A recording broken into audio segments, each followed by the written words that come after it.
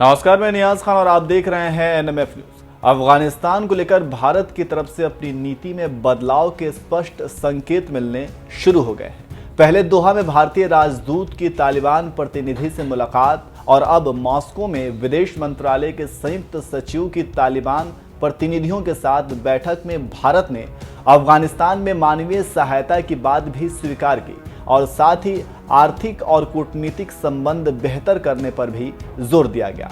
बता दें कि अफगानिस्तान में तालिबान के सत्ता में आने के बाद भारत तालिबान से इंगेज ना करने की नीति पर चलता आया था, लेकिन जानकारों का कहना है कि सामरिक दृष्टि से भारत की नीति में बदलाव आवश्यक है। नीति में बदलाव के संकेत उस समय आना शुरू हुए जब कतर की राजधानी दोहा में तालिबान के प्रतिनिधियों से बातचीत का सिलसिला शुरू हुआ था।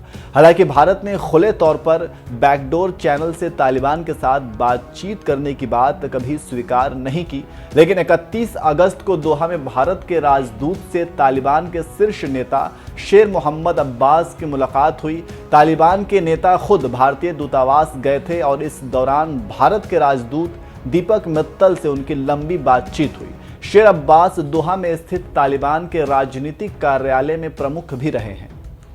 तालिबान के साथ भारत की ये पहली औपचारिक बातचीत थी। भारत के विदेश मंत्रालय ने इस बातचीत के बारे में जो बयान दिया उसमें कहा गया है कि यह बैठक तालिबान के अनुरोध पर हुई थी, जिसमें मूलतः अफगानिस्तान में रह रहे भारतीय नागरिकों की सुरक्षा और वहां रह रहे अल्पसंख्यकों को भारत आने की अनुमति पर बात हुई।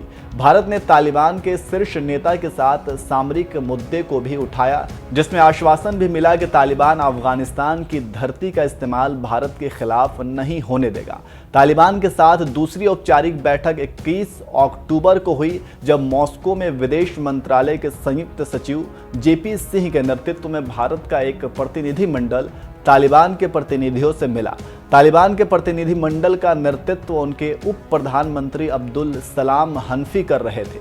यह प्रतिनिधि मंडल रूस के निमंत्रण पर अफगानिस्तान के मुद्दे पर आयोजित मॉस्को फॉर्मेट सम्मेलन में शामिल होने गया था और सम्मेलन के इतर भारत और तालिबान के प्रतिनिधियों के बीच बातचीत हुई।